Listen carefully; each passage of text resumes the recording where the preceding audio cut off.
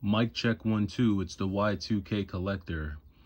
There are a few reasons why the Xbox One and the PlayStation 4 are the most modern consoles that I have. And that's because Generation 9 was a failure. We were let down by the ninth generation of gaming consoles and the gaming industry as a whole. And I'm not really sure if the blame can be placed on any particular person or on any particular company. But if you think about it, the two leading consoles for Gen 9, which were the PlayStation 5 and the Xbox Series X, I think, or Series S, I can't remember. These were two consoles that were released during one of the worst times in human history. They were released during a pandemic. So part of me says, these consoles didn't even get a real fair shake to begin with because they were released under duress. Now, that being said, they still should have performed in a lot of ways, because if you think about it, what better time to release a gaming console when everyone is stuck at home and has nothing else to do? But the problem was that the pandemic, while yes, it kept everyone at home, that also created issues with shipping, with, deliveries, with the distribution of these consoles. And it was very difficult for consumers, as much as they wanted them, to get their hands on these consoles. And that was where you saw the ridiculous amount of scalping and reselling and just price gouging that we'd ever seen in history. I mean, PlayStation 5s were going for over $1,000. It was retarded, and people were paying it. People were paying that price because they wanted to get their hands on something that was going to entertain them while they were home. And we could sit around and we could talk about the hardware and how difficult it was for everyone to get their hands on the hardware, but what type of excuses do we make about the software? Now, here's the thing. You have gamers who do their homework and their research. They research different gaming studios, different gaming companies. They know who developers are. They know what the budget is for a certain game to be released. They know what bugs the game had when it was first released. But the average gamer, like the casual gamer, which, I still consider myself somewhat of a casual gamer, we're not interested in that. We're interested in, what does the console do? What do the graphics look like? And are there any really good games for it? Now, I think that during the pandemic, when it came to software development, companies got lazy. And I think that Sony in particular thought that the average consumer was going to be dumb enough to keep buying the same game multiple times on different consoles and on different platforms. And we've seen games that were released on the PlayStation 3 get re-released on the PlayStation 4, all the way to be re-released again on the PlayStation 5. And in some ways, it's almost insulting, because it's like, Sony, do you think we're dumb enough to keep buying the same thing?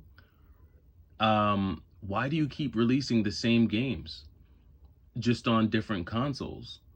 And to me, it just establishes a level of laziness. And that's how I look at it as a casual gamer. Now, someone who's more informed might say, well, they're struggling, that due to layoffs, due to the massive layoffs that they've seen, due to the massive,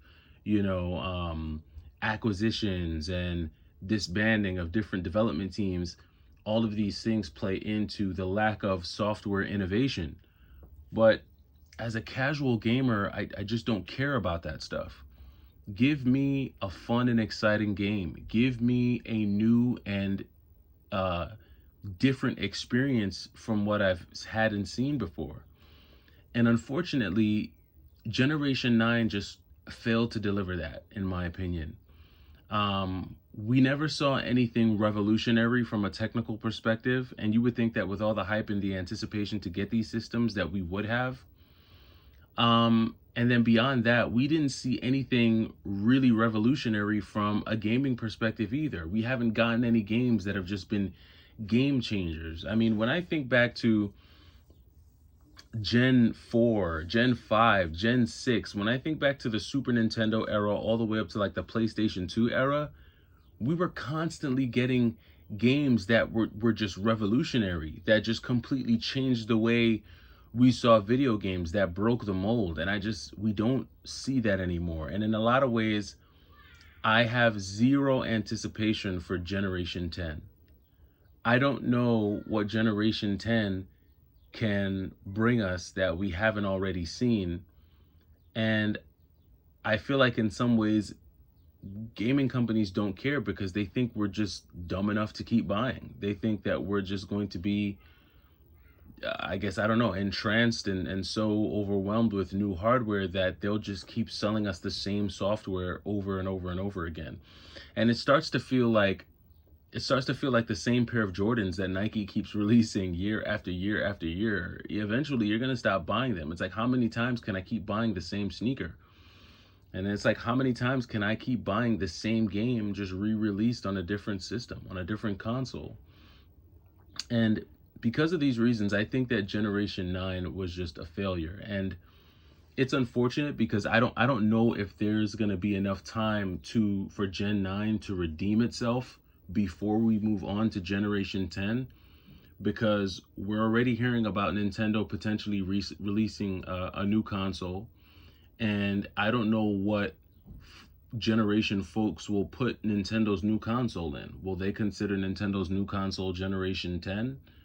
Will they consider it Gen 9? I know how sometimes these things can overlap, but it's just very interesting to see what's going to happen over the next 3 to 4 years, because Generation 10 is really going to have to revolutionize the gaming experience. Otherwise, I can't see a reason for folks to spend even more money on games that are just going to give them the same experience that they got on their PlayStation 4 and in some cases on their PlayStation 3.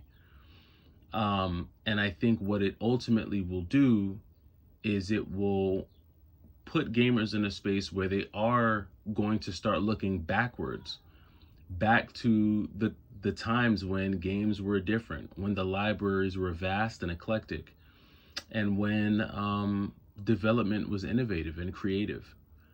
I would think that with all of this new AI technology, and with the ability to create these very detailed open world experiences, that Gen 10 will become far more experiential, where it's more than just playing a game. You'll be transported to a different time in history, where you'll be transported to a different location.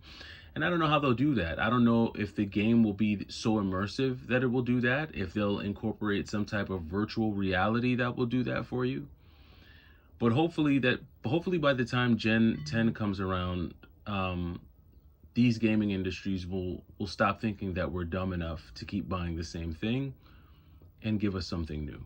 But these are my thoughts as a casual gamer. It's the Y2K Collector. Just got home from a rigorous workout at the gym. I am exhausted, so I'm gonna eat some quesadillas and call it a night. Hopefully you had a good Wednesday and you continue to enjoy your week. Let me know what you think about this in the comments. Do you get the vibe that gaming companies think we're dumb enough to keep buying the same thing? Or do you think there's true innovation out there? I'm interested to know your thoughts. It's the Y2K Collector. Take it easy.